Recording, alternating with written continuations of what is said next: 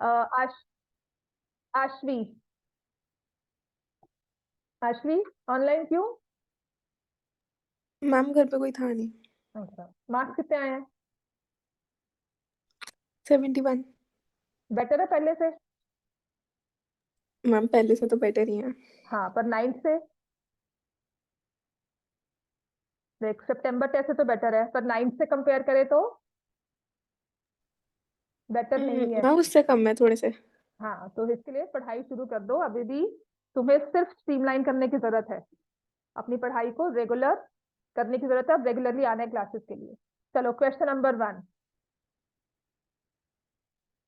आपको 6:40 जाना है, आपकी मम्मा का फोन आया था, डेंटिस्ट की अपॉइंटमेंट है, आपको बताना भूल गए। ये लो, पेपर लो।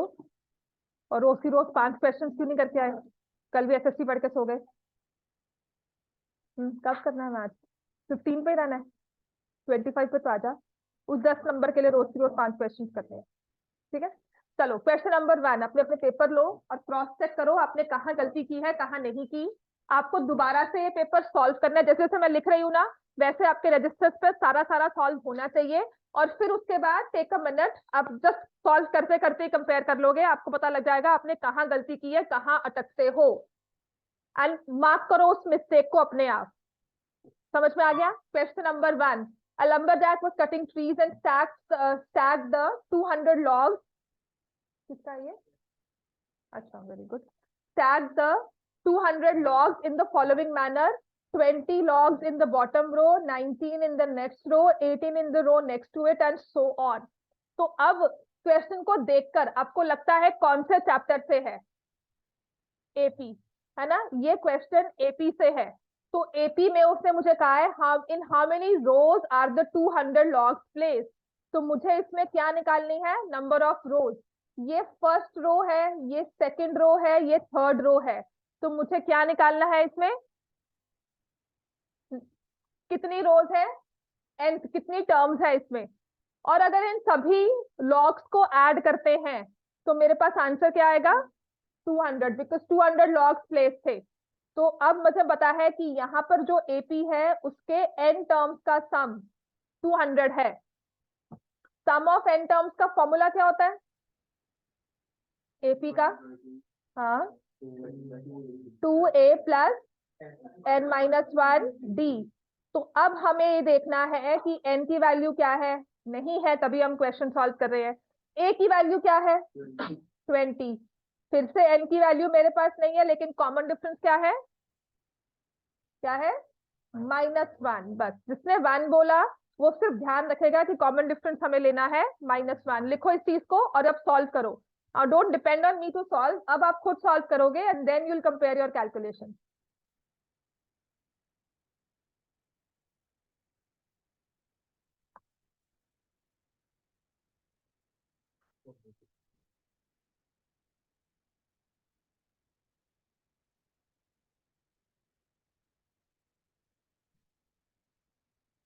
आशवी, बोर्ड विजिबल है आपको?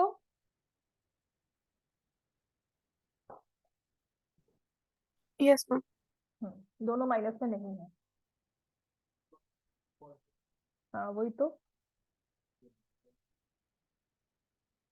अब ये बुक का क्वेश्चन है, आपकी कैलकुलेशन अगर हम थोड़ी बहुत भी प्रैक्टिस करके आए हैं तो यहाँ पे मुझे क्लियर होगा फैक्टर्स क्या बनेंगे।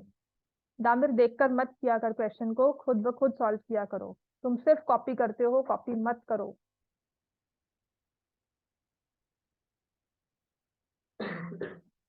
इसका पेपर कहाँ है कन्वर का? और कौन रहेगा? तरन नहीं आया आज? बस तरन रह गया, तरन ही लगता नहीं। वो तुम्हारा तो, हाँ, पर मैंने चेक नहीं किया था ना कोई भी। हाँ, वो बच्चे मुझे देखना पड़ेगा अगर मेरे पास है। कल 15 बच्चे आ गए थे, मैंने 15 प्रिंट आउट किए थे कल। नहीं, बुक ग्रुप में डाला हुआ है बच्चे। हाँ हाँ, every paper is there in the group. ठीक है, यहाँ से 2 पेपर अपने एक्स्ट्रा है बेटा, सब ले जाओ तो मैं फेंक दूंगी इनको। ये तरन का, ये तरन का, ये जयंत का पेपर है मेरे हिसाब से। ये तुम्हारा पहले वाला है ना ये?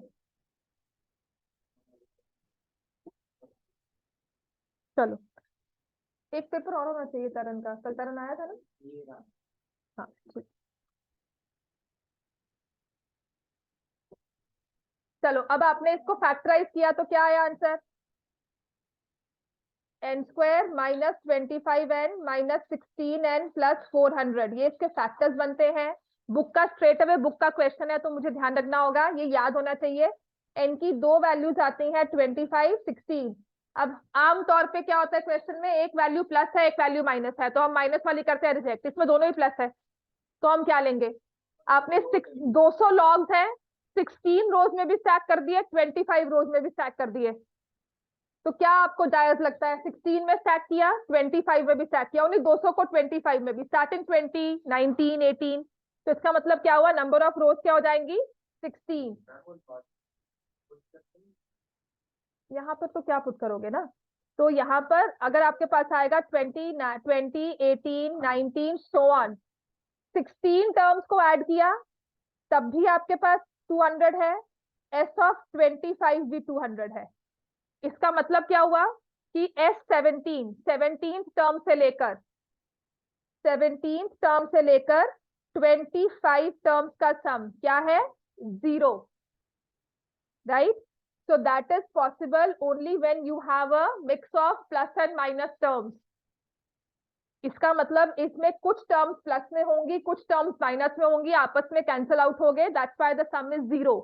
So when you are placing logs, तो कह सकते हो -1 रख दो, -2 रख दो, -3 रख दो, इसीलिए 25 is not acceptable answer, it will be rejected because 16 रोज में मैंने 200 लॉग्स को प्लेस कर दिया। अब मेरे 200 लॉग्स वहां तक फिनिश हो गए हैं, तो how can I get more logs and can, नहीं नहीं 3 रख कर आओ, 3 2 और रखो, अब वो तो है ही नहीं, कहाँ रखेंगे? फिर हम कहेंगे नहीं नहीं 0 रखो, -1 रखो, -2 रखो, how can you say like that, है ना? तो इसीलिए number of rows will be 16, बस ये लिख लो फ्रॉम 17, बिकॉज सम ऑफ 16, इसको ऐसे शो कर लो, sum of 16 terms is 200, S of 25 is 200, so it means A17 A18 to A25 is 0. This is only possible, that means these are a mix of negative and positive terms, not possible. ठीक है? Ma'am मैंने हाँ बस question rejected। पूछना था। बोलो। Ma'am ना, जो मेरी आंसर शीट थी स्कूल की उसमें मैम ने क्वेश्चन गलत किया हुआ था, तो उसकी पूछना कौन था सा आपसे वाला कि था? क्यों गलत कौन सा किया। वाला? मैं आपको पिक सेंड कर देती हूँ। और क्वेश्चन भी भेजो मुझे, मतलब क्वेश्चन बोल ही दो, इस तरह आपका पेपर है मेरे पास। So next you have to find out how many logs are there in the top row. तो आपको क्या निकालना है? A16। A16 क्या होगा? 20 plus n-1 into -1, 20 plus 16 -1 into -1, 20 minus 15, answer क्या होगा? 5।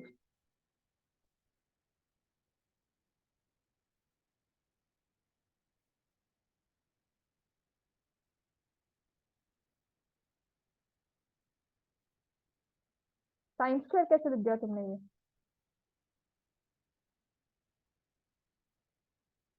1/sin, sin/sin 1/sin, -1 -1।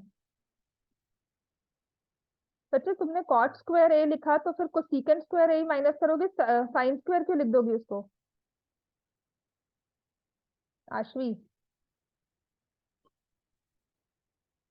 चलो I come back yes to ma'am. You. हाँ, इसमें तुम बेटा साइंस पर कैसे लिख दोगी? कॉट स्क्वायर है ना, इसमें माइनस कोसेकेंट स्क्वायर ही करोगी ना, मल्टीप्लाई करके, साइन क्यों लिख दिया?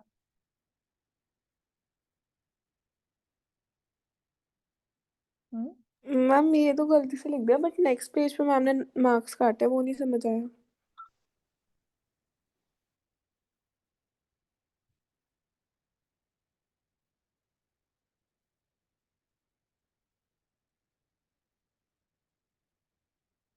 तुमने लेफ्ट हैंड साइड पे निकाला है 1/cot a minus cosecant a, और राइट हैंड साइड को रैशनलाइज करियो, क्यों?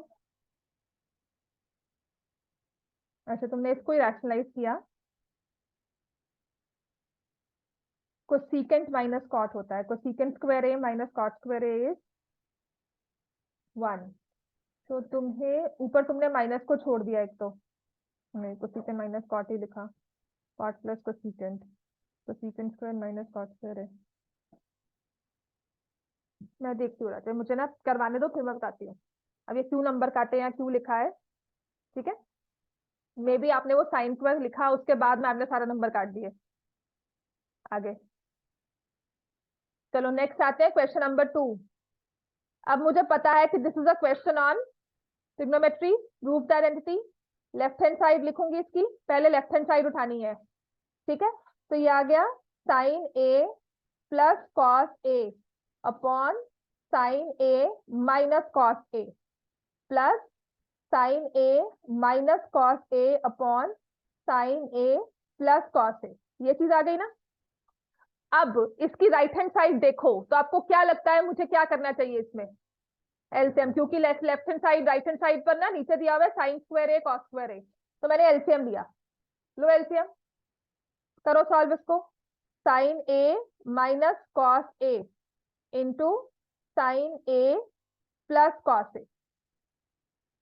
तो यहां से ऊपर टर्म क्या आ जाएगी, sign A plus cos A का होल स्क्वायर, और यहां क्या आ जाएगा, sign A minus cos A का होल स्क्वायर। नीचे की टर्म तो मैंने फिक्स कर दी, sign square a minus cos square ए, है ना। लेफ्ट हैंड साइड में से राइट हैंड साइड देखा, तो मैं अब इस डिनोमिनेटर को बिल्कुल नहीं छेड़ूंगी, एज इट इज रखूंगी। और ये क्या हो जाएगा, sign square a plus cos square a plus 2 sign A cos A. अब जिसने भी कहा था ना ये सब पेपर मुश्किल था, कुछ भी सॉल्व नहीं हुआ, तो अब ये सोचो कि हमने ये भी सॉल्व क्यों नहीं किया। जस्ट थिंक अबाउट इट कि व्हाई आई डिड नॉट, मतलब ऐसा तो नहीं था पेपर मुश्किल था, पर क्या हमसे एक भी क्वेश्चन सॉल्व नहीं हुआ। This is what I need to introspect.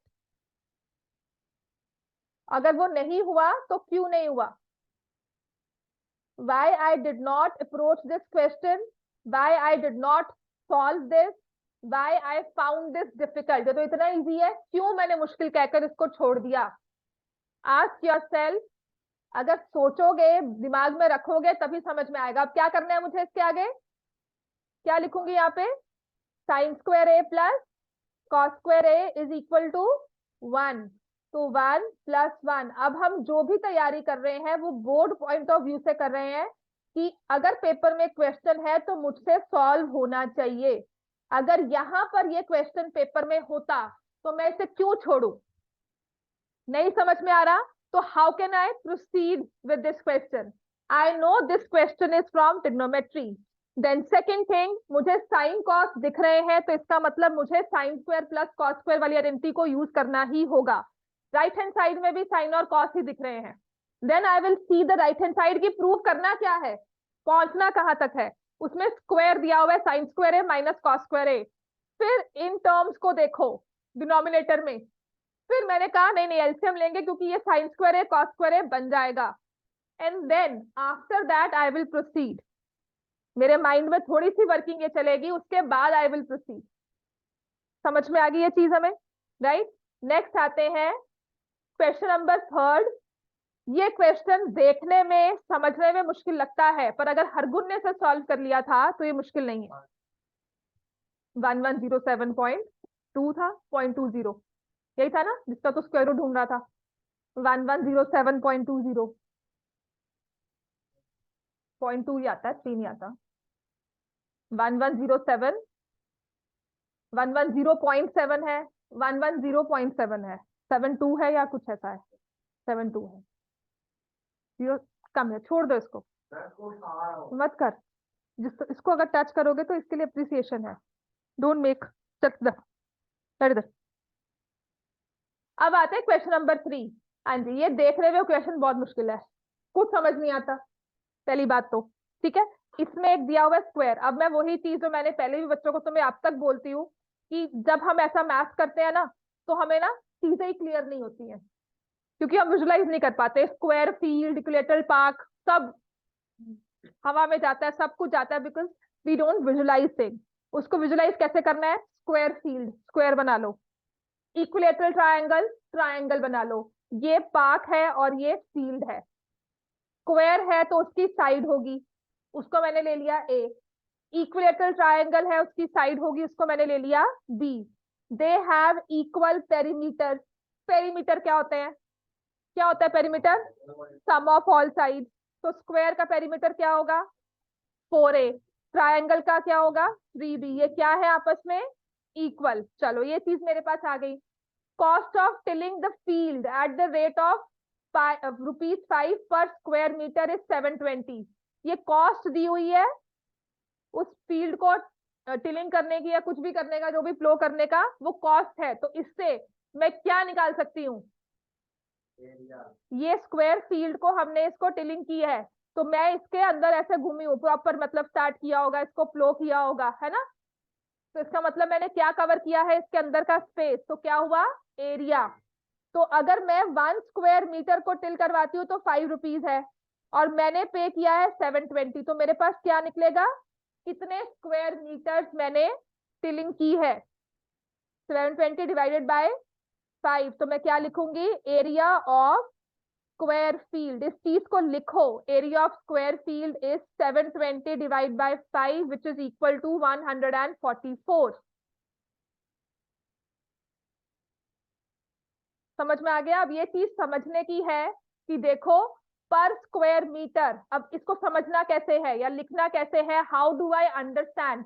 इसको इस फॉर्मेट में लिख कर लेकर आओ। 1 स्क्वायर मीटर को टिलिंग करने का ₹5 लगता है, पर मैंने पे किया है टोटल 720। तो इससे निकलेगा कितने स्क्वायर मीटर? और स्क्वायर मीटर मतलब एरिया। तो area of the square field कितना आ गया? 144। अच्छा, फील्ड की शेप क्या थी? स्क्वायर का एरिया क्या होता है? Side square. किसके इक्वल है? 144। तो साइड कितनी आ गई? 12 मीटर। अगर ये साइड निकल गई है तो मैं क्या निकाल सकती हूँ? Perimeter. 48 is equal to 3b। तो हमारी ट्रायंगल की साइड कितनी आ गई? 16। ठीक है ना? ये लिख दो, area of the square field is total cost divided by cost per square metre. इस फॉर्मूला को लिख दो। हो सकता है इसके मार्क्स आपके कट जाए, पर लिख लो इस चीज को। समझ में आ गया? अब ट्रायंगल की साइड निकाल दी उसने, कहा है cost of grossing the park. Park में ग्रास लगानी है 10 पर स्क्वायर मीटर के हिसाब से। तो अगर ग्रास में सॉरी पार्क में ग्रास लगानी है तो मुझे क्या निकालना है? उसका एरिया। एरिया किसका निकलेगा? ट्रायंगल का। ट्रायंगल कौन सा दिया हुआ है? इक्विलेटरल, जिसका फॉर्मूला क्या होता है? √3/4 साइड स्क्वायर। और साइड आपने कितनी निकाली है? तो √3/4 इंटू 16 इंटू 16, ये 4 यहाँ पे खत्म हो गया, 64√3। ये तो एरिया निकला। कॉस्ट क्या होगी? 64 इंटू √3 इंटू 10। और √3 की वैल्यू को क्या पुट करना है? और आंसर कितना आएगा? 110.72। हाँ, 1107.2, बिल्कुल ठीक है। मल्टीप्लाई किया था 2 बार, इसने मुझसे पूछा ना स्क्वायर रूट, तो मैंने फिर चेक किया क्वेश्चन को और फिर रियलाइज किया कि ये जिसका स्क्वायर रूट पूछ रहा है वही आंसर है।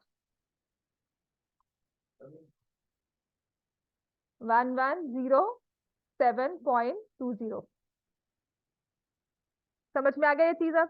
अब घर जाके इस क्वेश्चन को ऐसे ही प्रॉपर लिखकर सॉल्व करना है। पहले आप लिखोगे perimeter is of the square is equal to perimeter of triangle, let the side of square, let the side of triangle. फिर आप ये इक्वेशन फॉर्म कर लोगे 4a is equal to 3b।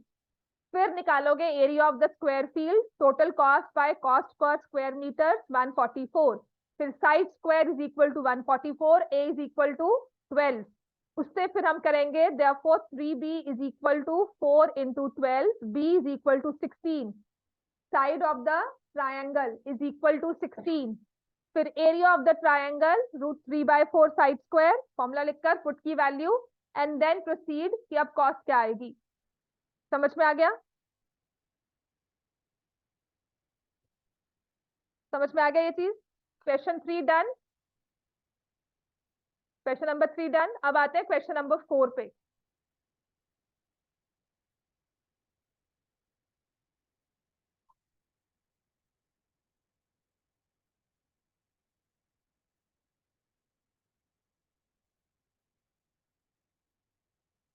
a solid iron rectangular block of dimensions 4.4 meter, 2.6 meter, 1 metre.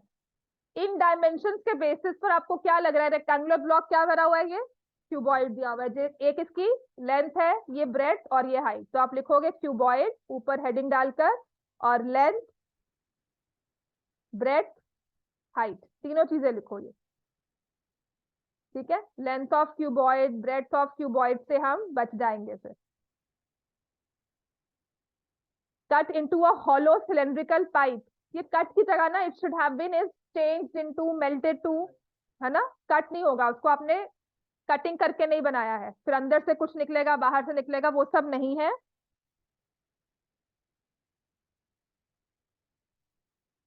cut into a hollow cylindrical pipe, it's melted to form a hollow cylindrical pipe।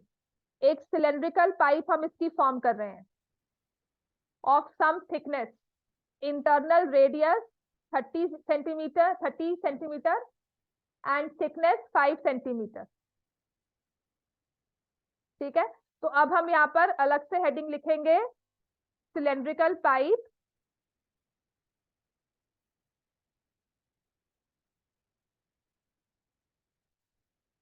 अब अलग से हम लिखेंगे cylindrical pipe, internal radius, और उसको हम किसके साथ शो करते हैं?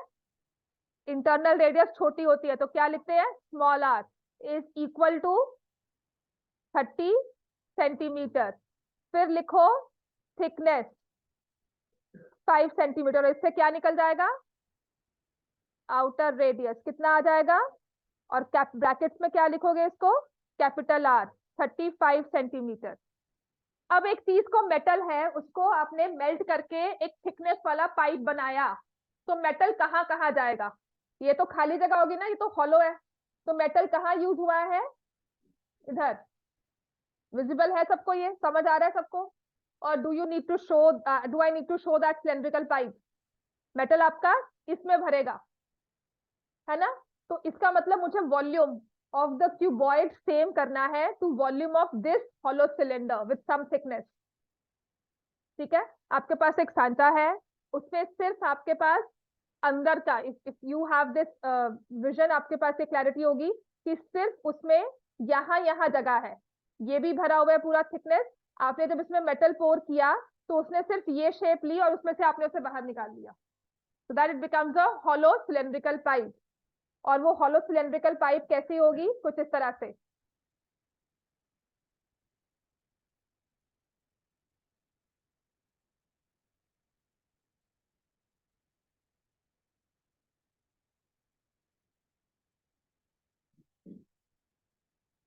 समझ में आ गया? हॉलो सिलेंड्रिकल पाइप को बड़ा कर लो, राइट? ये लो, it look like a pipe. So now you can see, जो हमारा सॉलिड इसमें आया है, इट इज फ्रॉम हियर, ये चीज है सॉलिड। ये जो आपके पास अंदर है, ये अंदर की स्पेस है, you can C through it. तो मेटल जो यूज हुआ है वो यहां से यूज हुआ है, और ये थ्रू आउट लगा है यहां पर, तो ये सरफेस बनकर आई है इसकी। तो मैं क्या करूंगी इस केस में? Volume of the cuboid is equal to volume of cylindrical pipe. तो ये वॉल्यूम निकालेंगे कैसे? क्यूबॉइड का वॉल्यूम क्या होता है? Length into breadth into height. Cylindrical pipe का वॉल्यूम कैसे निकालेंगे? क्या लिखाएंगे इसमें? Volume of outer cylinder minus volume of inner cylinder. ठीक है, आपने पूरा सिलेंडर लिया, उसे भर दिया, और अंदर से जो आपका हॉलो पार्ट था वो आपने अलग से निकाल दिया, तो मेटल जो है वो सिर्फ थिकनेस में बच गया। समझ में आ गई बात ये? तो हमारे पास अब डायमेंशन क्या है इसमें, बोलो? 4.4 मीटर इंटू 6 मीटर है, 2.6 मीटर इंटू 1 मीटर।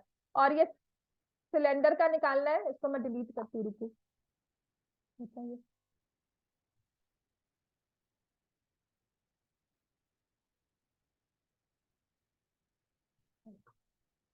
कैसे करेंगे इसको? होता है ये डिलीट करने के लिए, how do I delete it?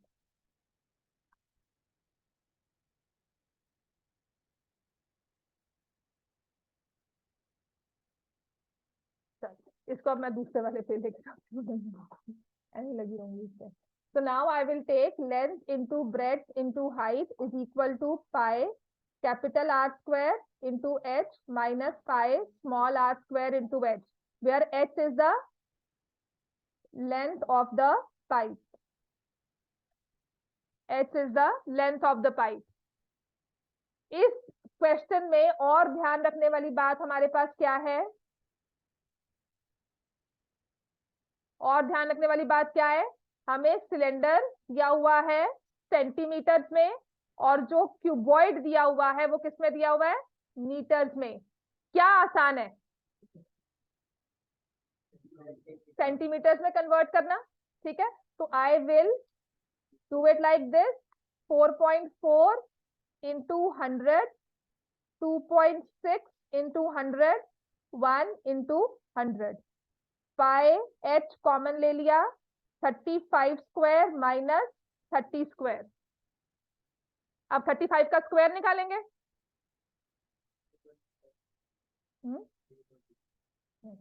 ये ठीक था आंसर?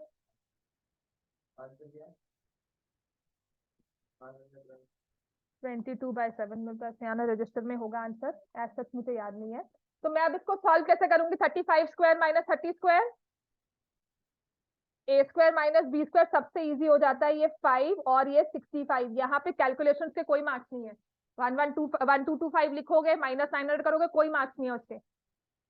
ठीक है, आपके मैक्सिमम यहाँ तक मार्क्स है और वैल्यू पुट करने तक मार्क्स है स्टेप्स के। उसके बाद ये 4 में करो, 2 में करो या 1 में करो, कोई उसको स्टेप्स नहीं काउंट करता।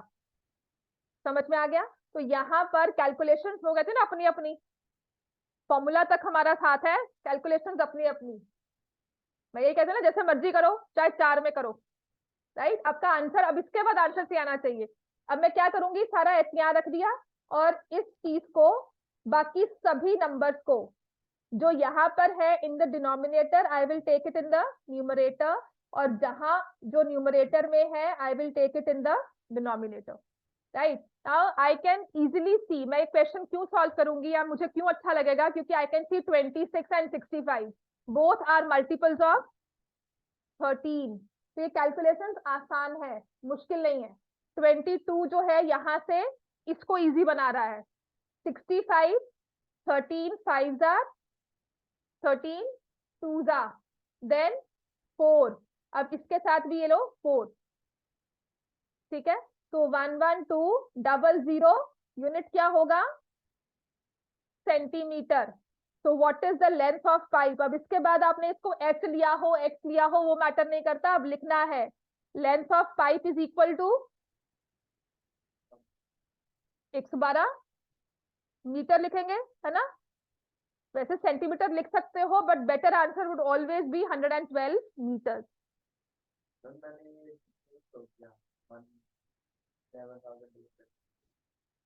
तुमने सेंटीमीटर उसको मतलब वो नहीं किया? हाँ, वो ना भी करो कोई बात नहीं, कुछ नहीं होता। अब वो हम उस स्टेज से हम पार हो चुके हैं कि नहीं बच्चों की तरह शो करे डिवाइड बाय 100, ऐसा नहीं है, आप डायरेक्टली कर लेते हो। यहाँ पर भी ना, जब आप जैसे लेंथ लिखते हो, इन केस जैसे कभी होता है क्वेश्चन में, तो you write it is equal to 440 centimetre. हाँ, इज इक्वल टू, तो यहाँ पे मल्टीप्लाई नहीं करे हो ना, तो वहां पे डिवाइड क्यों दिखाओगे फिर? ठीक है ना? या यहाँ पर मैंने मल्टीप्लाई क्यों किया, बिकॉज ये चीज हमें पहले याद नहीं आएगी, तो पहले वो होता है ना कि पहले समझ में आ गया, फटाफट से चेंज कर दिया। यहाँ पर समझ में आना चाहिए कि मुझे दोनों के यूनिट्स को चेंज करना है। ठीक हो गया? This question was not difficult. सिर्फ एक चीज है, आपको कन्वर्जन सिखाई नहीं गई है। कन्वर्जन के क्वेश्चन इस हिसाब से नहीं करवाए कि थिकनेस में आ गया, तो हो सकता है वहां पर आपको लगा हो कि ये क्वेश्चन क्या आ गया, बट अदरवाइज ये आपका एक्सरसाइज 13.3 है।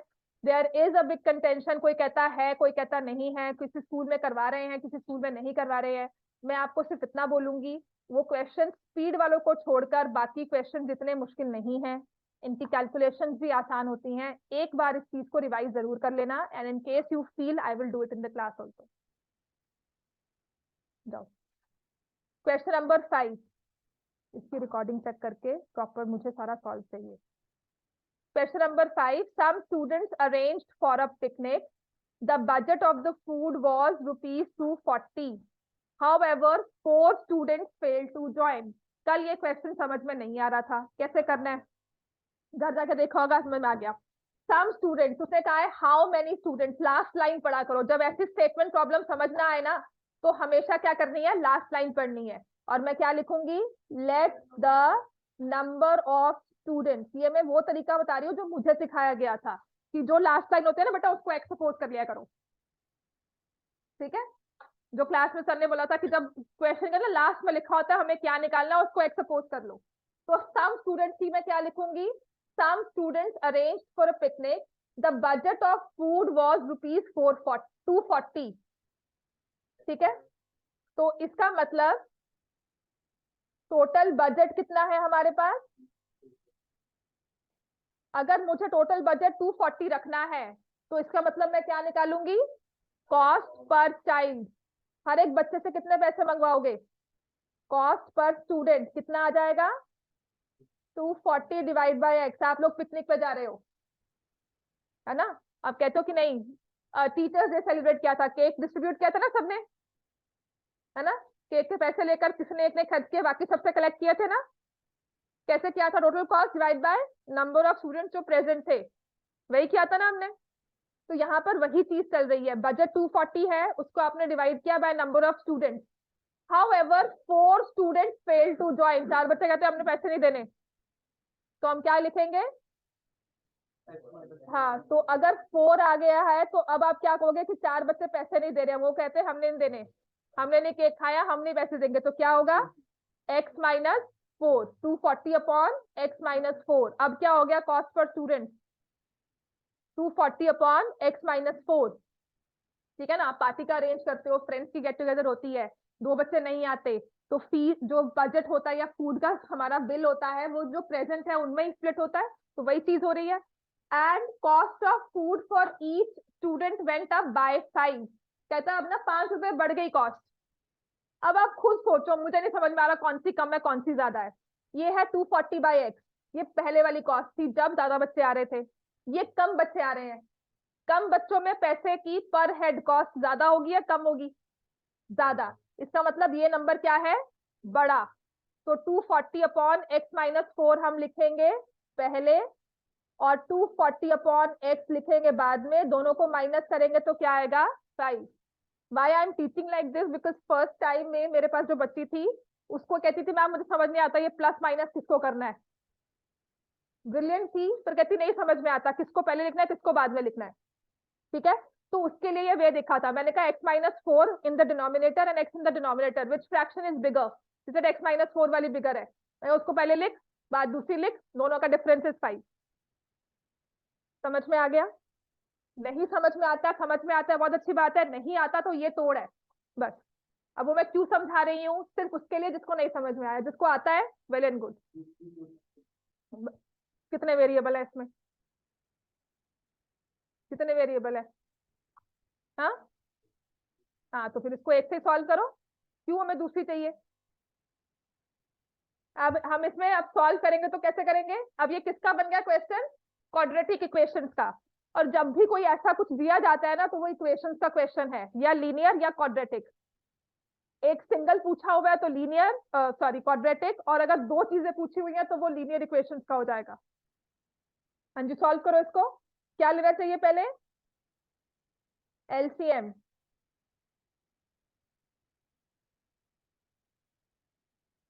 तो 240x minus 240x plus 240 into 4। एक तो ना ये अपने प्लस माइनस वाली गलतियां ठीक करो, आप जब मल्टीप्लाई करते हो इस माइनस 240 को 4 से मल्टीप्लाई करके माइनस से लिख देते हो यहाँ पे, ये भी माइनस साइन है, ये भी माइनस साइन है, इस चीज में गलती की है किसी ने, पेपर चेक करो अपना।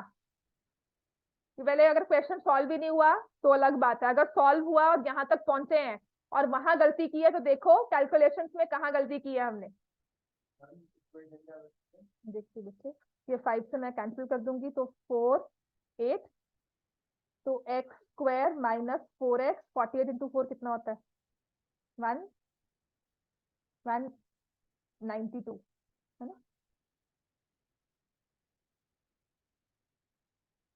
ये बन गया। अब फैक्टराइज करो, 48 इंटू 4, 48 को 12 हो गया, बन गया फैक्टर। क्या बने,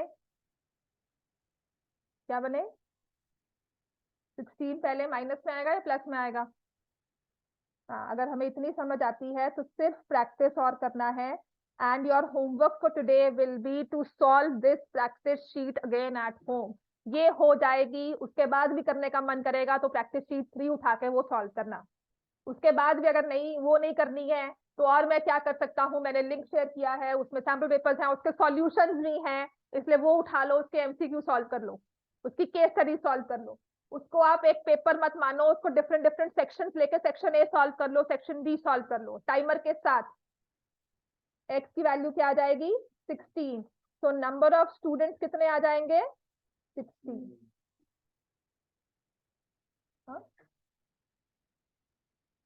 how many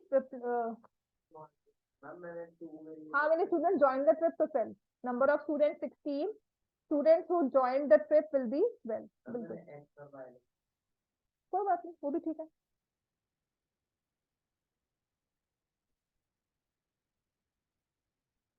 Students who joined the trip will be 12. इतना क्लियर हो गया? ठीक है, चलो अब आते हैं नेक्स्ट पेज पर।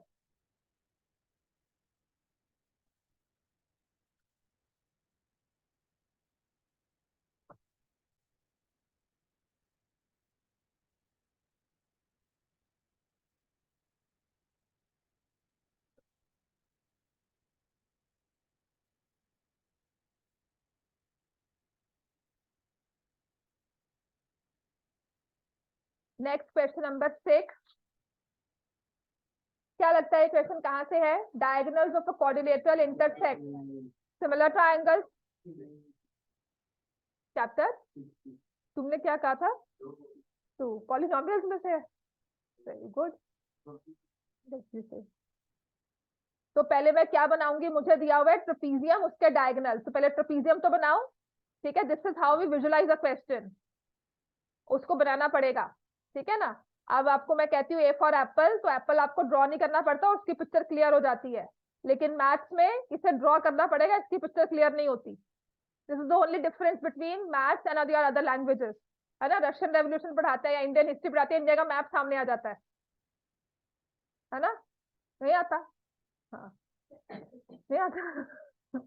हाँ, यू विजुलाइज अ पर्सन और अ ह्यूमन बीइंग। अच्छा, कोई कहे महात्मा गांधी, तो उसकी फोटोग्राफ सामने आती है ना। महात्मा गांधी ऐसे चल रहे होंगे, ऐसे बात कर रहे होंगे, वो सब आता है, right. That is what is visualisation. When you understand the chapter और इंग्लिश पढ़ते हो तो वो चीजें क्लियर होती हैं, माइंड में कुछ ना कुछ चल जाता है, कुछ ना कुछ विजुअलाइज कर लेते हैं उसको पढ़कर। दैट्स व्हाई वो सब्जेक्ट इजी होता है। याद करना हो तो अलग बात है, मैथ्स में तो याद ही नहीं करना है हमें कुछ भी। मैथ्स इजी क्यों है, कुछ में रट्टा नहीं है। ठीक है, इसमें सिर्फ विजुअलाइजेशन है जो मुश्किल है, that is the only reason. वहां पर आसान है, उसे याद करना मुश्किल है। यहाँ पर विजुअलाइजेशन मुश्किल है, याद करना बहुत आसान है। समझ में आया? चलो अब हमारे पास आते हैं, ट्रेपीजियम दिया हुआ है हमें और उसके डायगोनल्स इंटरसेक्ट करते हैं पॉइंट ओ पर। चलो बना दिया। और फिर दिया हुआ है such that AO upon BO is equal to CO upon DO। अच्छा, ये तो शो ही नहीं करना है हमें। हमें लिखा है डायगोनल्स ऑफ क्वाड्रिलेटरल, ट्रेपीजियम किसने कहा दिया हुआ है, नहीं दिया हुआ। ये लिखा हुआ है diagonals of a quadrilateral ABCD intersect at point O. This is given to prove ABCD is trapezium. To prove ABCD is a trapezium. ये हमें प्रूव करना है। तो ये प्रूव करेंगे कैसे? ठीक है, अब इसको करने के 2 वेज होते हैं। क्वेश्चन ने नहीं कहा हुआ कि मैं सिमिलर ट्रायंगल से हूं, मुझे वहां से सॉल्व करो। क्वेश्चन ने नहीं कहा मैं बीपीटी से हूं, मुझे बीपीटी से सॉल्व करो। That is your wish how you solve it, because इसको सॉल्व करने के 2 वेज हैं। अगर मुझे AO अपॉन BO और CO अपॉन DO दिया हुआ है, राइट, AO और यहां से OB, ये 2 साइड्स ली हैं, सेम ट्रायंगल की हैं, और यहां से OD और OC सेम ट्रायंगल की है। ठीक है, और ये दो जो ट्राइंगल्स बन रहे हैं इनसे क्लैरिटी आई, ये क्या हो रहे हैं आपस में, सिमिलर हो जाएंगे, क्योंकि ये क्या है, vertically opposite angles, right. I will do it with similar triangles in case मुझे वो करना है। तो मैं क्या लेती हूँ कि मुझे दिया है AO upon OB is equal to CO upon OD। मैंने CO को यहाँ लिया, OB को यहाँ लिया, तो AO upon CO is equal to OB upon OD। क्योंकि सेम ट्राइंगल की साइड्स हम नहीं लेते, एक इस साइड को और दूसरे ट्राइंगल की दूसरी साइड को लेते हैं, तो ये सेम ट्राइंगल की साइड्स आ रही थी, इसीलिए मैंने इंटरचेंज किया। इन अदर केस अगर आप इससे सिमिलर बीपीटी भी लोगे तब भी आपको इंटरचेंज करना ही पड़ेगा, ठीक है। तो ये आ गया। अब मैं लिखूंगी in triangle AOB and triangle COD, AO upon CO is equal to OB upon OD. Angle AOB is equal to angle COD. ये आपकी बुक का क्वेश्चन है। सिमिलर ट्राइंगल्स को दो एक्सरसाइज दी हुई है गिनकर, सच में कह रही हूँ पाइथागोरस आपको नहीं है, आपको नहीं पता वो क्या हॉरर एक्सरसाइज है, उसमें से ही क्वेश्चन आता था। अपने जो 2 साल पुराने वाले सीनियर्स है ना उनसे पूछो पाइथागोरस थ्योरम डिलीट हो गई, वो कहेंगे हमारे टाइम क्यों थी, उससे पहले वालों को पूछ लो। अगर नहीं भी किया ना, फिर भी कह रही हूँ लास्ट ईयर भी डिलीटेड थी, लेकिन जो थे उनके लिए टर्म टेस्ट में तो थी ना, तो उनसे पूछो क्या थी पाइथागोरस थ्योरम, आपको वो डिलीटेड है, तो उसका बेनिफिट लो। ये 2 एक्सरसाइजेस के रट्टे ही मारने हैं, इसमें सही 3 और 4 मार्क आएगा, ये 3-4 मार्क बाहर से नहीं आएगा, स्ट्रेट अवे बुक का क्वेश्चन है। और ये सैंपल पेपर जो है ये आपका शायद CBSE का ही पेपर था, उसी से लिया है, 10 ईयर में से ही ये क्वेश्चन फॉर्म हो रहे हैं, ठीक है। तो अब मैं क्या करूंगी, triangle AOB is similar to triangle COD, कौन सा रूल लगेगा, SAS रूल के साथ ट्रायंगल सिमिलर हो गए। तो अब हम क्या कहेंगे, इसका मतलब है कि जो ये एंगल है वो इसके इक्वल है, CPST corresponding parts of similar triangle. यहाँ पे एंगल B और यहाँ का angle D, angle ABO is equal to angle ABO CDO CPST। और ये कौन से दो एंगल्स बनते हैं, they form a pair of alternate interior angles, therefore AB is parallel to DC। समझ में आ गया, ये है सिमिलर ट्रायंगल। बीपीटी करना है, एक साइड पैरेलल प्रूव होगी ट्रेपीजियम है, कोई भी एक पेयर पैरेलल प्रूव हो गया तो ट्रेपीजियम है, therefore लिख देना as one pair of opposite sides is parallel, therefore ABCD is a trapezium।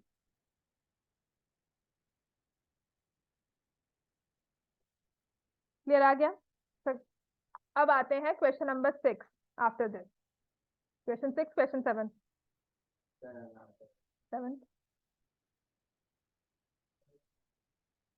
तो प्रोबेबिलिटी है, प्रोबेबिलिटी तो इजीली हो जाएगा, आसान था प्रोबेबिलिटी वाला क्वेश्चन, कितनों ने किया था प्रोबेबिलिटी, हो गया था। प्राइम नंबर समझ में आते हैं क्या होते हैं, हाँ जी 41 प्राइम है कि कॉम्पोजिट है, हाँ प्राइम है ना, हाँ 41 कॉम्पोजिट है, तो 51 क्या है, प्राइम है कॉम्पोजिट है, 51 is composite, 57 57 composite of prime, prime 57 5 + 7 = 12 composite होता है। ये कंफ्यूजिंग नंबर्स होते हैं इसलिए पूछू। 91 बताओ, 13 7 91, 91 बहुत कंफ्यूजिंग होता है क्योंकि 3 से भी नहीं जाता। There are 25 prime numbers from 1 to 100, याद रखना 25, क्योंकि प्राइम नंबर्स का क्वेश्चन आएगा ना 1 से 100 तक ही आता है। 25 प्राइम नंबर्स लिखो, 2 is the only even prime number, लिख लो नंबर ऑफ प्राइम नंबर्स जो है 2 3 5 7 11 13 17 19 23 29 31, 37, 41, 43, 47, 49 प्राइम नहीं है। This was the first question that was asked जब हमने कोचिंग क्लास ज्वाइन की थी ना, तो कहते प्राइम नंबर्स लिखो, 49 लिख के आ रहे हैं, कोई 51 लिख रहा है, तो it was a very interesting class. So this is how ये चीज याद रही थी। 25 prime numbers, the first thing that we remembered, we were named to memorize. तो 51 नहीं होगा, 47 के बाद 53, 59, then 61, 67, 71, 73, 79, ठीक है।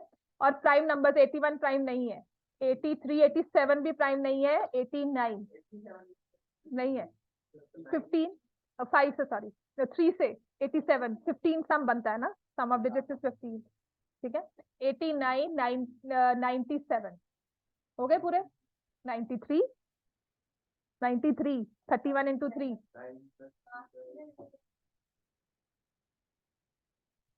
बस करो, उसको याद करने से अच्छा डिवाइड ही कर लो। 7 का नहीं बताया, 7, 13, तो वो more than less than factor होता है, वो लंबा चौड़ा चीज है, वो मत याद करो। 1 is neither prime nor composite. 2 is the only even prime number. 2 is the only even prime number. 5 is the only number that ends with 5 and is prime. Rest कोई भी नंबर जो 5 में एंड करेगा वो प्राइम नहीं है। Rest कोई भी इवन नंबर प्राइम नहीं होगा। 2 is the only even prime number. और आज तक प्राइम नंबर्स को कंप्यूट करने का कोई फॉर्मूला नहीं बना है। किसी भी नंबर को देखकर आप बता नहीं सकते हो प्राइम है क्या, कोई फॉर्मूला के अंडर उसको नहीं रख सकते। Every prime number can be express as a multiple of 6, 2, 3 को छोड़कर 6 + 1, 6p - 1। लेकिन हर एक नंबर जो इस फॉर्म में आए वो जरूरी नहीं है प्राइम हो। वो बेटा बाद, हाँ 1 प्लस,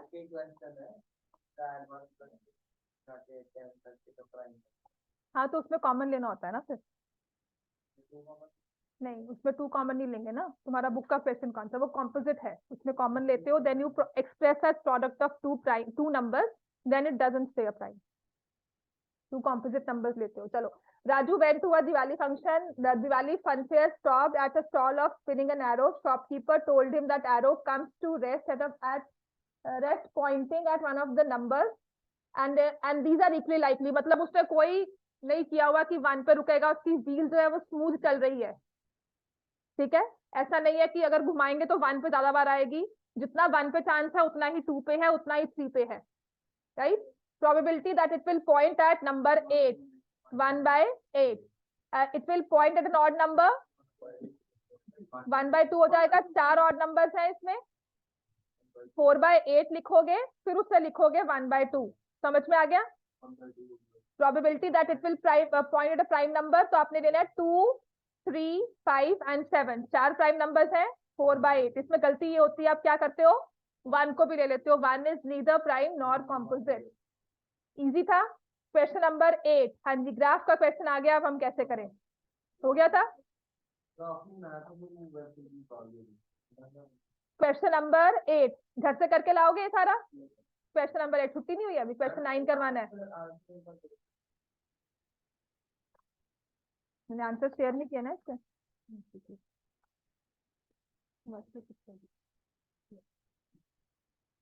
ऐसे ही पढ़े हैं पेपर 4 का, ये लास्ट कॉपी है 11th का। So next you have practice paper 4 answers. Area है 12 स्क्वायर यूनिट्स। एक 6x12 है। X axis, Y axis and the line. नहीं, तीनों एक्स एक्सिस, वाई एक्सिस और लाइन के साथ जो एरिया बनता है वो 12 है।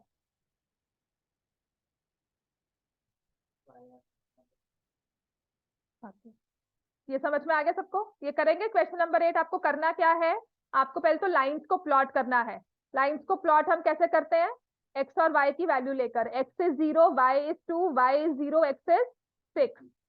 पहले तो ये 2 पॉइंट्स आ गए।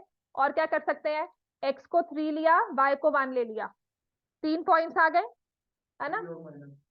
2x - 3y = 12। तो x और y लिया, x इज 0, y इज -4, 3 ले लो, ठीक है। और फिर मैंने y को 0 लिया, x विल कम एज 6, और इसके बाद आप क्या ले सकते हो, x को लिया 6 ले लो, नहीं 6 नहीं, x को लो 3 और -2 ले लो। 2 लोगे तो -0 ही हो जाएगा ना बच्चे। यहाँ पे 3 पुट कर, 2 3 जा 6, यहाँ पे 2 पुट कर, 2 3 जा 6, 6 - 6 तुझे क्या चाहिए 12। तो हम क्या करेंगे इसको प्लस, प्लस के लिए मुझे क्या करना चाहिए, साइन चेंज -2। तो ये 2 इक्वेशंस बनेंगी। अब 2x, अब सिर्फ करना क्या था हमें, जब आपने ग्राफ ड्रॉ किया है, लाइंस तो अब आप शो कर ही लोगे, आपकी एक एक्स एक्सिस वाई एक्सिस, ये 0 -4 पॉइंट हुआ, ये वाला यहाँ पर, sorry 0 -4 will be here, 6 0 point यहाँ पर हो गया, और 3 -2 कुछ यहाँ पर आएगा, है ना। तो जब आप इसको ज्वाइन करोगे, ये 3 -2 यहाँ पर हो गया, तो आपको ये वाला एरिया निकालना, जिसका बेस इज 6, ऑल्टीट्यूड इज 4, तो half into 6 into 4, answer will be 12 square unit. अब समझ में आ गया। हाँ, तुम्हारी क्या गलती है अब इसमें, क्या कह रहे हो।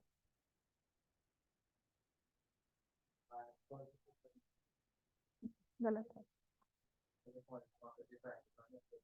हाँ उसका एरिया तो फिर बहुत आराम से निकल जाएगा। ठीक है, क्वेश्चन नंबर 9, 9th क्वेश्चन करेंगे, 10th क्वेश्चन कल करवाऊंगी। मोड का सिर्फ फॉर्मूला ले लो, इसमें लेस देन कन्वर्जन सिखा दूंगी बस अभी, बाकी कल टेस्ट नहीं होगा। कल मैं आपको कुछ क्वेश्चंस मुझे रिवीजन करवानी है बोलूंगी, पर आज का होमवर्क मैं दूंगी आपको, ठीक है। आज का होमवर्क बता देती हूँ क्या करना है। Question number 9, the angle of elevation of the top of a building, elevation कहाँ है, पहले तो हम ऊपर देख रहे हैं, एलिवेशन की बात हो रही है तो हम नीचे से खड़े ऊपर देख रहे हैं। Top of a building at a point on the ground, on the level of the ground, top of a building from a point on the ground is 30 degree, ठीक है। तो इसको थोड़ा सा अगर मैं सही बनाऊं, क्योंकि 30 डिग्री एंगल नहीं लग रहा, किसी भी एंगल चाहिए, है ना, तो 30 डिग्री कुछ ऐसा आएगा।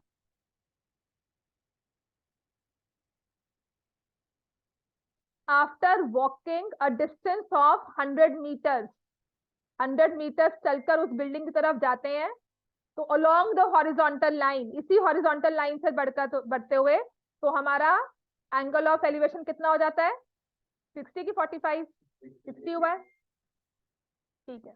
Find the height of building. अब बताओ ये क्वेश्चन में क्या है जो नहीं समझ में आया। आपकी प्रॉब्लम ये रही है बच्चों, आप क्या करते हो, आप कहते हो डिफिकल्ट वाला सॉल्व हो जाए, इजी वाला हमें सॉल्व करना ही नहीं है। आप डिफिकल्ट वाले पे लगे रहते हो, कुछ ना कुछ करेंगे, यहाँ से प्लस वहां से माइनस, छोड़ दो उसको, आगे क्वेश्चन सॉल्व करो। This is only thing you need to do right now. जो नहीं सॉल्व होता उसे छोड़कर आगे बढ़ो, पेपर पूरा करो पहले, ठीक है। जो नहीं हो रहा, या तो वो विद इन 2 मिनट्स आपको समझ में आएगा, हो जाएगा, उसको 2 के बाद आप टाइम देते हो तो मतलब वो सॉल्व नहीं होने वाला अभी फिलहाल। अभी प्रैक्टिस सेशन में don't waste time on it, don't do it कि यहाँ से प्लस यहाँ से माइनस, फिर क्या है फिर क्या है, छोड़कर आगे बढ़कर क्वेश्चन सॉल्व करो, स्पीड बनाओ। सारे क्वेश्चंस को गो थ्रू कर लिया, फिर देखो कौन से सॉल्व होते हैं, 5 पक्के कर लो, कितने मार्क्स तो पक्के हो गए, समझ में आया। उसके बाद जो नहीं सॉल्व हुए, try to solve it within the time limit, उसके बाद छोड़कर फिर आंसर चेक करो।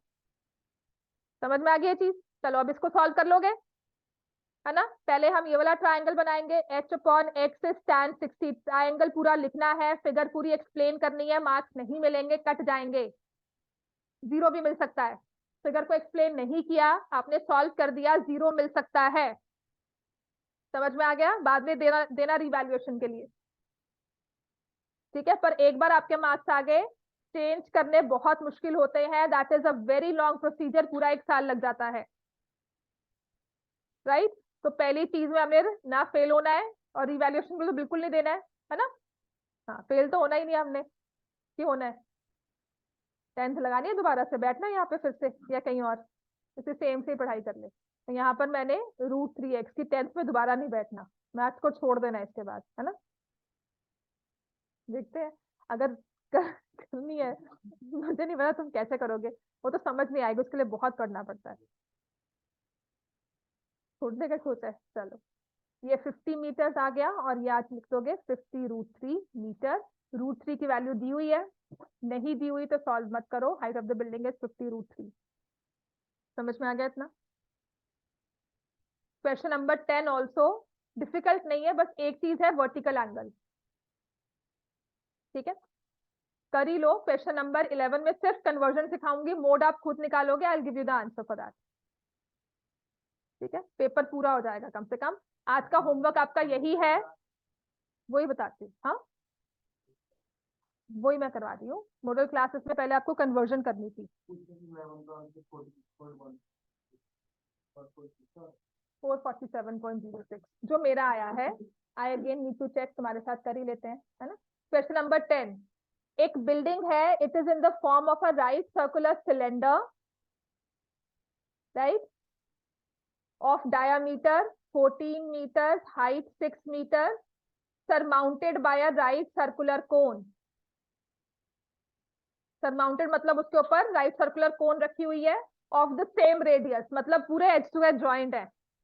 ठीक है, vertical angle is 60। So know what is meant by this vertical angle 60? Vertical क्या होता है वैसे? बिल्कुल टॉप पे, है ना, वर्टिकली जा रहे हो, सीधी स्ट्रेट लाइन में वी आर मूविंग अपवर्ड, जैसे लिफ्ट चलती है। तो वर्टिकल एंगल इस कोन का कौन सा हुआ? ये वाला, ये एंगल 60 दिया हुआ है। प्रॉब्लम है, उसने कहा है find the cost of painting the building. पहले तो ये देखो, कॉस्ट ऑफ पेंटिंग में मुझे निकालना क्या है? कर्व सरफेस एरिया, है ना। अच्छा, इसका कर्व सरफेस एरिया निकल जाएगा 2πr/h। इसका क्या होता है? πr/l। मेरे पास रेडियस भी है, हाइट भी है, सिलेंडर तो हो जाएगा, है ना। रेडियस है, हाइट है। यहाँ पे रेडियस है पर स्लांट हाइट नहीं है, और ना ही कोन की हाइट दी हुई है। कहीं लिखा है height of the cone is this, तो 60 डिग्री क्यों दिया हुआ है हमें? तो एरिया ऑफ सेक्टर में हर जगह ट्रिग्नोमेट्री घुस जाती है। ठीक है, यहाँ से इसको ऐसे, क्योंकि हमने क्या कहा है, this is right circular cone. अब इसका मतलब समझो, राइट सर्कुलर कोन क्यों कहा गया था, मैंने क्यों बोला राइट? ये 90 डिग्री है, हाँ बिल्कुल बाइसेक्ट करेगा, कोन है ना, तो इक्वल बनती है। ये 60 नहीं होंगे ना बच्चे, ये 30 हो गया, ये 60 हो गया। साइड इक्वल कैसे होगी? ये 14 होगा, ये आपकी रेडियस 14 है, हाँ ये 14 मीटर हो गया। या ट्रिग्नोमेट्री यूज करके यू कैन फाइंड, ये 90 डिग्री एंगल दिया हुआ है आपको, ये 7 मीटर दिया हुआ है, देन यू कैन फाइंड। समझ में आ गया? हाँ ये भी ठीक है बिल्कुल। यहाँ से ये 60 ले लो, और आसान है इसको समझना। हाँ, कभी वर्टिकल एंगल 60 दिया जाएगा, 30 की जगह क्या देंगे, 45 दे सकते हैं, 90 दे सकते हैं, 90 वाला आ सकता है। वर्टिकल एंगल 90, हाँ हाँ, वर्टिकल एंगल 90 हो सकता है बिल्कुल। हाँ, फिर 45 बन जाएगा, जिसे सॉल्व करना आसान है ट्रिग्नोमेट्री में। ठीक है, समझ में आ गया। तो आपकी स्लैंट हाइट क्या आ गई इसमें? 14 मीटर, रेडियस है 7 मीटर। यहाँ से πr/l निकालो, 2πr/h करो, ऐड करो, multiply with 30, get the answer, क्योंकि रेट दिया हुआ है, कॉस्ट। ठीक है, इसका आंसर आता है, जो मैंने निकाला था कल, ठीक भी था, 17160। क्रॉस चेक किया हुआ है, 17160। लिख लो इस आंसर को, आंसर इज ₹17160। ठीक है, अब आते हैं मोड निकालने वाली चीज। पहले तो ना ये चीज देखा करो, या लेस देन लिखा हुआ है, क्लास इंटरवल्स नहीं फॉर्म किए हुए। तो पहले आपका रेड हेरिंग यही है, आपका मतलब वो दिमाग में बत्ती चलने वाला पॉइंट ये लेस देन दिया हुआ है, तो I need to check this, right, not red herring but still. ये हमारा सबसे पहला red flag, not red herring, हाँ रेड फ्लैग एरिया होते हैं ना, ये रेड फ्लैग है ये हमारे। तो सबसे पहली चीज हमारी यही है कि लेस देन दिया हुआ है, तो मुझे समझना चाहिए कि ये मेरा क्लास इंटरवल फॉर्म में नहीं दिया हुआ, मुझे इसे कन्वर्ट करना होगा। तो पहले मैं क्लास इंटरवल फॉर्म करूंगी। लेस देन का मतलब क्या होगा? पहला क्लास इंटरवल हो गया 0 to 100, देन 100 to 200, हाँ जी 800 तक जाना है, 300 लिखो सारे, ये 400, 500, because this is the only thing that you need to understand. कुछ टाइम के बाद सारे फॉर्मूलाज अगर पढ़ते रहोगे, सारे फॉर्मूलाज हमें याद हो जाएंगे। फिर नहीं कहोगे मैम मोड कैसे निकालते हैं, मीन कैसे निकालते हैं, लेकिन इस चीज में एंड तक अटकते रहोगे। क्यूमुलेटिव फ्रीक्वेंसी को फ्रीक्वेंसी टेबल में चेंज करना और फिर उससे मोड निकालना, इसमें लास्ट तक अटकोगे। आपको कुछ प्रैक्टिस के बाद आफ्टर योर जनवरी ना मोड, मीडियन, मीन सबके फॉर्मूला याद हो जाएंगे, तब नहीं कहोगे स्टैट्स मुश्किल है, अगर पढ़ाई कर रहे हो तो। ठीक है, हाँ ऐसे अंगड़ाई नहीं लेनी हमने, राइट। तो अब लिखा है less than 100, how many students are there, plus second red flag क्या है, ये फ्रीक्वेंसी साथ में बढ़ती जा रही है, मोड निकालना ना हाईएस्ट फ्रीक्वेंसी, वो तो ये आ रही है 100। ठीक है, फ्रीक्वेंसी थ्रू आउट बढ़ती जा रही है। फ्रीक्वेंसी आमतौर पर ये बिहेवियर शो नहीं करती, सेंट्रलाइज्ड वैल्यू होती है, आपका सेंटर तक वैल्यू बढ़ता है, उसके बाद कम होना शुरू हो जाता है। हाँ नहीं, ये गलत है, इसको चेंज करो पहले, वही तो कह रही हूँ, this is cumulative frequency. Less than 100 7 बच्चे हैं, तो 0 to 100 में क्या लिखोगे, 7। लेस देन 200 21 बच्चे हैं, 7 यहाँ एडजस्ट कर दिए तो कितने रह गए, 14। तो मतलब अब समझ में आ गया, मैं सिर्फ माइनस कर रही हूँ। नेक्स्ट क्या आएगा, 13, नेक्स्ट आएगा 12, फिर आएगा 20, 11, 16। मेरा हमेशा ऐसे ही होता है। ये हो गया। तो now I need to find the mode. अब देखो मोड का, मोडल क्लास कौन सी होगी, हाईएस्ट फ्रीक्वेंसी कौन सी है, 20, इसमें जा रहा है। तो अब मोड का formula, this is F1 F0 F2। तो मोड इज इक्वल टू 400, मैं फॉर्मूला नहीं लिख रही हूँ, डायरेक्टली सॉल्व कर रही हूँ, 20 minus 12 upon 40 minus 12 minus 11 into 100। 20 minus 12 कितना होता है, 8। 40 माइनस 30 23, 17, 23 होगा ना बच्चे, ये 17, तो मतलब मेरा आंसर सही है बिल्कुल, 447.06। और यहाँ पे हमें स्टूडेंट्स वगैरह कुछ नहीं दिया हुआ ना, मार्क्स दिए हुए हैं यहाँ पर। तो आप मोड को प्लीज प्लीज गुरशान तुम भी क्या लिखोगे यहाँ पर, मार्क्स। इस यूनिट को मत भूलना, आधा नंबर कट जाएगा यहाँ पे, तुम्हारे आधे आधे ही कटेंगे बस, ले जा।